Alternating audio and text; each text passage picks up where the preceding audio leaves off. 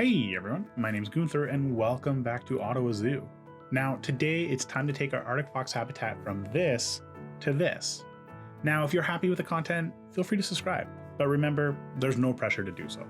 We've accomplished so much with our redevelopment series in Ottawa Zoo, and to think that I would have ever returned back to the very first zoo I ever created and to make it that much better, I don't think that I ever would have done that. And part of that is really just thanks to you guys. The Ottawa Zoo is probably one of the most sought after or asked for zoos on the channel. And a lot of people weren't very happy when I moved on from it because I felt that I was running into a roadblock. But I think this just kind of goes to show that the more you play, the more you practice, the more important it is for you to go back and look at your old zoos and, maybe take a quick look at them. And I think that it's fantastic and I'm super happy that I did so. So to everybody who encouraged me to come back, I just want to say thank you so much from the bottom of my heart. That's amazing. And I love what we've accomplished. Now for our habitat today with the Artic Fox, I was kind of joking around with some people in Discord. I made a really big habitat for this Artic Fox, and it's so big that it's actually probably detrimental. A lot of our guests may not be happy about this, but I like to think that we need to create a home for our Artic Foxes that are going to allow them to run around. And I'm sorry, 500 square meters of space just doesn't seem like enough to kind of create a realistic habitat for those foxes. So I maybe went a little overboard, but at the end of the day, I think this looks pretty amazing, and that's really what matters the most. In fact, today is actually the first time in Ottawa Zoo we're really focusing on creating a more realistic habitat as well. And I think it starts off with our backstage area, which truthfully, I don't normally build backstage areas first. I like to focus on the barriers, things like that, more so because I kind of make sure that I can make it the right size. And maybe this is part of the reason why our habitat is a little too large.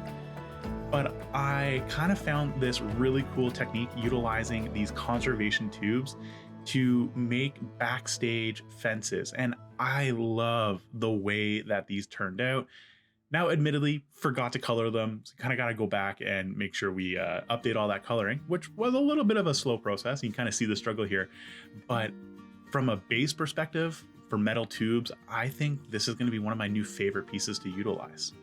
Now, I'm pretty amazed with how this looks from a backstage perspective, but this actually makes me wonder how it would look somewhere else, such as, maybe as some barrier walls, things like that.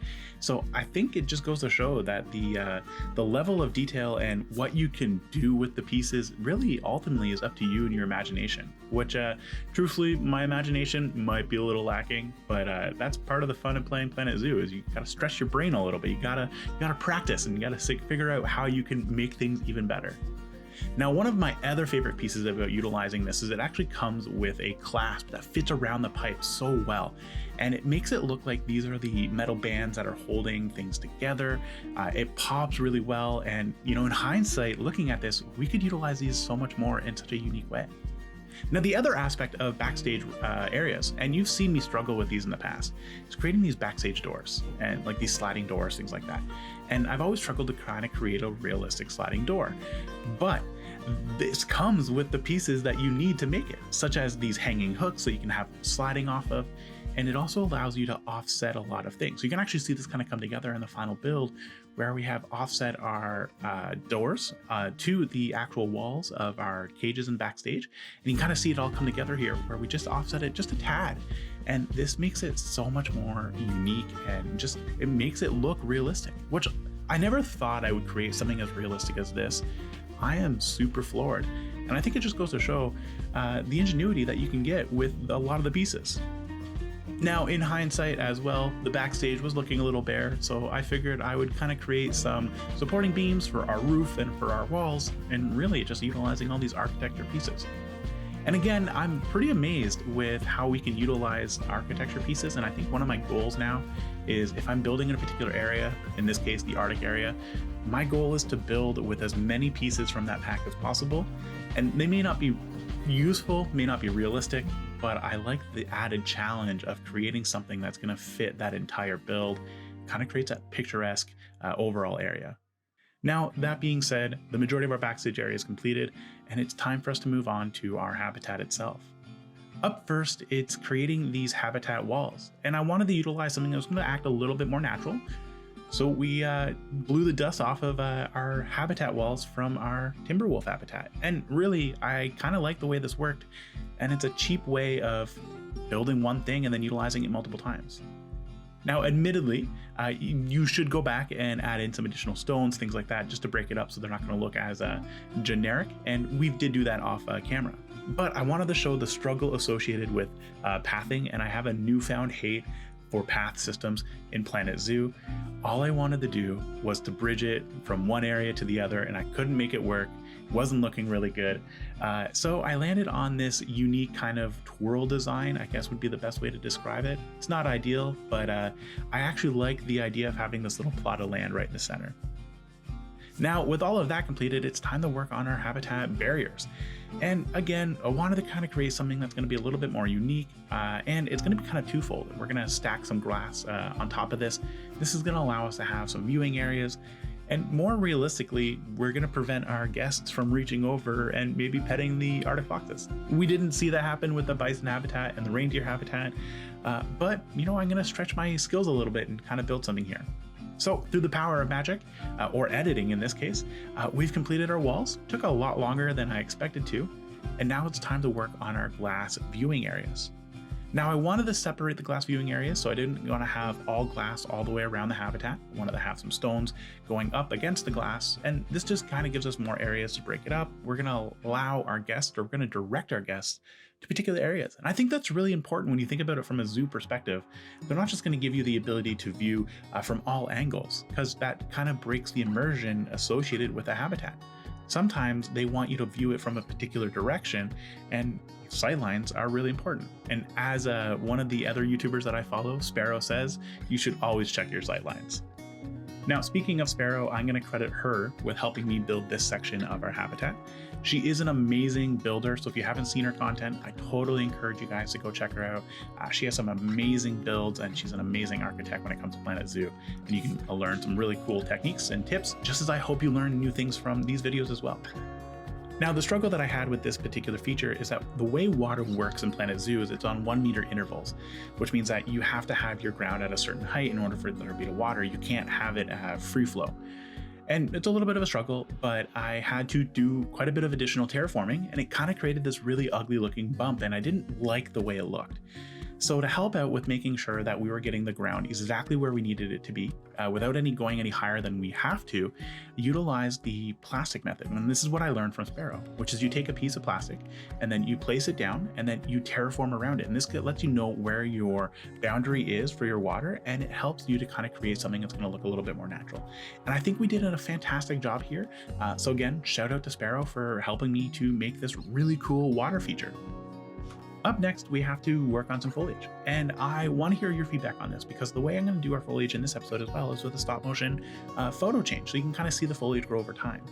If you would rather see a more in-depth view of foliage though, let me know in the comments below, because this is how we improved. So of course we start with our blank slate, and then we added in our buffalo grass and some additional weeds, some more bushes, and then lastly, some trees. And we've created a whole habitat for our Arctic foxes. Now I think I know what you're saying. This habitat doesn't look like it belongs to an Arctic fox. Heck, the word Arctic is in their name. But keep in mind that these foxes are circumpolar animals, meaning they're found in a wide range around the Arctic Circle. They actually inhabit a variety of Arctic and subarctic environments across North America, Europe, Asia, and Greenland. So while it's not white, this is actually still a relatively normal environment for them to be found in. Now, that being said, I think this is why these types of education signs that you see coming together are so important in zoos. This helps us to educate our guests on the vulnerable status of certain animals, their diet, where you can find them, and a lot of other educational aspects. Now, speaking of educational aspects, we have quite a few things that we put here from an education perspective that we're actually going to see in our live tour, which I think is going to be even more important starting now. And just like that, it is time for us to take a live tour of our brand new Arctic Fox habitat. And before we kind of get into that tour, I just want to kind of call out this amazing view with the mountain in the backdrop, our new habitat in the foreground. And then if you think about it, right in the middle, we're going to actually have a second habitat. It's going to be one elevation up, and that's going to be for our Arctic wolves. And it's going to look like, and I hope it's going to look like, we're just going to have a bunch of habitats kind of going all the way up the mountain. It would be quite the hike to get all the way up here, but it definitely fits the entire theme of creating this like Arctic point off on the side, and I think it looks really cool. I'm really happy with how this turned out. Of course, we have all of our foliage work kind of added all the way up. If you're lucky, you can kind of see off in the distance right there. You can see some of the habitats from earlier on. You can see the fire lookout tower, everything like that. It looks really cool. And we even utilized our custom-made natural wood looking fence all the way up, all the way through the entire area, and I think it fits really well. Of course, we have two ways. We have our left hand and we have our right hand side. Our right hand side will eventually just lead to additional habitats like our Arctic wolves. And who's to say that that's going to stop at the Arctic wolves? We may just kind of continue this. I love the Arctic point. I love these animals. I love building for them. So we'd love to hear your feedback on what you guys would love to see added to this area as well. Now, of course, we have our education sign, and I just want to give a huge shout out to Lion. So he created these packs. They're called Info Science Pack. He has two, Pack 1 and Pack 2. I'm going to leave a link to the description below for these, and then all other workshop items I use. I utilized 2 additional workshop items here just to kind of flesh out all the smaller details within the habitat, but I'm going to leave a link there. But these look fantastic, and the way they work is they're all modular, so you can color the background and the foreground, everything like that. They look fantastic. A lot of work and thought went into these creating these, and they look amazing. Now, as we kind of come over here, we have our habitat. We actually have 2 of our Arctic Foxes, 3 of our Arctic Foxes, my goodness, hanging around. We actually have a total of 6 in our habitat. We have Arnaluk, Nuava, Nunuk, Nanuk, Alesia, and Anaquaxa. Might be pronouncing that last one a little wrong, but we have 6 as part of our little pack of Arctic Foxes.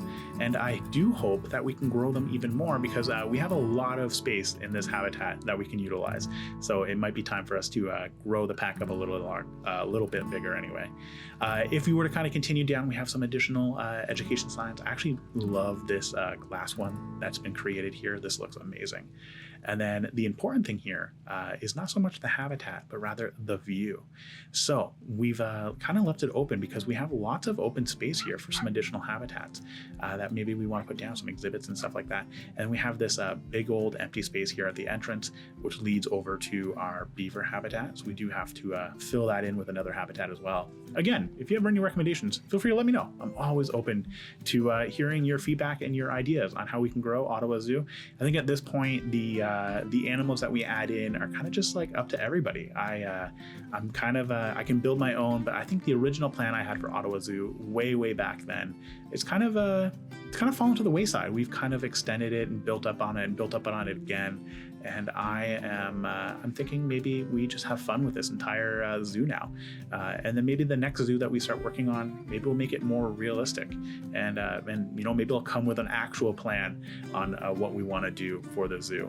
I love this view. So I was strategic in where we placed everything. So if you kind of notice, all of the enrichment items are all near the windows.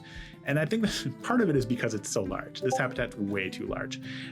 So we have to deal with that. So placing all the items super close just means that they're always going to kind of stay in view of all of our guests. And that's the important thing. I love the interaction with the boxes and stuff like that. I'm hoping, oh, no, there they go. They're playing. Oh, look at that. It's so cute. I love the Arctic Fox. It's probably one of my favorite animals. And funny enough, there's actually we call it Park Omega, which is near my house. And what Park Omega is it's like a drive-through zoo with a lot of North American animals, stuff like that. And my favorite exhibit to look through is the Arctic Foxes. And funny enough, we always seem to go during the winter, so it's always like snow on the ground, and you can never find. You have to stop and like actually physically look for them. It's pretty wild. We have even more education signs, just kind of maybe talking about diet, everything like that. Their diet is they're omnivores. They consist of both plant matter and meat. So there's you got to keep that in mind, so that they kind of eat a little bit about everything. And I think this this is where these education signs would come in. They would learn about it. Now I also added in some lights into the wall, which just helps to light up the area. And then if it were night, we would see a bunch of purple light, like a light purple hue coming up at a lot of the foliage areas. And the idea behind it is it just kind of keeps the habitat lit. And I think the purple looks a lot better than going like a red or anything like that. I'm quickly realizing purple is a much better color fit for this entire habitat at night. Not just this, any habitat really. I do love the way this actually also worked out. We have like a little foliage island, and it was by necessity. We couldn't really fill this in with pathing. Would have preferred to have a larger courtyard, but couldn't do that. And I think this just kind of works just as well. We even set up some benches and stuff like that in the natural shade. So, you come up your big old hike and you can kind of sit down and take a break as you look in at the views and all this other stuff. I think it's really cool. Of course, we have our backstage area, so let's go take a quick look in here. And quite a bit of work has been done on this backstage area. We have our keeper hut, and I love the way the window works. You can kind of just view out as you're preparing. You can kind of see all of our Arctic wolves and look at just kind of sauntering around like he owns the place. And we can see the little pond that we have kind of going on here in the background. So really excited with how that looks. And then as we leave, we've filled in the area. So we have some clipboards everywhere, and really it's just making sure that each area is clean, ready to go. If we need to follow up on anything, clipboards would kind of have all that information. We have a crate, so this is how we would transport our Arctic Foxes to the quarantine system or maybe our vet clinic, things like that. And then lots of food enrichment tools. So we have fish and meat and stuff like that, along with some boxes. So we would assume that all of the plant matter, so like any vegetables and fruits and stuff like that would be delivered this way. Also a hose, which is always important. If we were cleaning up the area, we would kind of go through and spray everything down with a hose. And we have like the little opening, so you can kind of throw in some food or something like that. Or if you need to kind of have a more hands-on approach, you would have that as well. I love the way this looks. And then of course, let's talk about this little fence that we've created utilizing the piping. And I never thought of using conservation piping this way, but I think it looks fantastic. And even adding those little hooks and stuff like that for the doors and the little clasps for the actual pipe, it fits so well. By far one of my favorite pieces and one of my favorite tips I learned in this entire build. Oh, look at them, they're all coming in. We have three. We have like half the pack here hanging out in the backstage area. We have some of our tools to kind of keep the area clean. They are at a pivot though. They're just kind of angled on the wood, so they kind of sit there, but the way they work, they wouldn't have been able to kind of sit all flush and stuff like that. And that's okay. It adds, I think, more to the realism because it's not perfect. Now, when we kind of leave into the actual habitat, we filled in this area with some signs for where all the Arctic Foxes kind of go in. They're kind of looking at each other. And then we have some latest work that we added in. So, and this really just kind of fills in all the empty space on this entire habitat. It was a lot of empty space on this wall. Looked kind of weird, so this definitely fills it in a little bit, makes it look a little bit more nicer, for lack of better terms. And then we have our foliage, again, following that 3-step process. Starting with our buffalo grass, adding in some bushes, and then adding in the trees and some dead trees and stuff like that. It looks really cool. We have a tree that's just kind of floating. We'll have to go in and fix that. But I love the way this works and this looks. And we have a little naturally fed pool of water, and then it just and it's stepped down, so they can actually jump onto this section if they want to kind of just get their feet wet, and then they can jump all the way in if they want to go for a swim or something like that. I love the way this turned out. Really good job. And I gotta thank Sparrow for that tip on how to get the water level and make it look all nice and neat. This looks very natural as opposed to what it looked like originally with that huge berm of dirt that we created to kind of get the water in there. And then of course we have our foliage. Now this is more for me. So when I was looking up examples of habitats for the Arctic Fox, I found this one photo of this habitat and it had an Arctic Fox just hanging out on a stump. And I love the way it looked, and I would hope that maybe we could get the Arctic Foxes to go up on these stumps. They cannot, they're not interactable, but I think it looks really cool. And in my mind's eye, this just pays homage to that entire photo that kind of helped me to create this habitat. Again, we have lots of interactive items hanging around near all the windows, all one-way glass because that's important. We've already struggled with stressed out Arctic Foxes in the past. We do not want to have that happen again. So we have it's blocked from guest view, so they can't see the guests at all, which is the important thing here. And then just lots of foliage, and I love the way this looks. I'm really happy with how this habitat turned out. Now that's it from a live tour perspective. I hope you learned something from this entire build. Maybe you enjoyed it. Maybe you learned a tip or a trick. I hope you take away those conservation pipes for backstage areas. That's my number one tip for me. And I just want to say thank you so much for watching. Thank you so much for being part of the channel and just participating. It's really cool. For those who don't know, we have a Discord. Our community is steadily growing. All are welcome.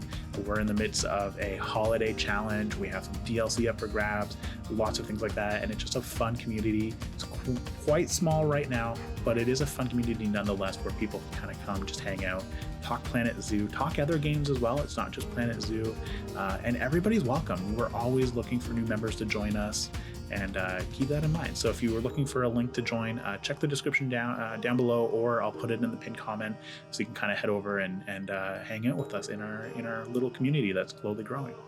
Otherwise, if you like the content, think about subscribing. It does help the channel out, but like I said earlier, there's no pressure. You don't have to if you don't want to. I'm okay either way. Otherwise, I just want to say ciao for now, everybody.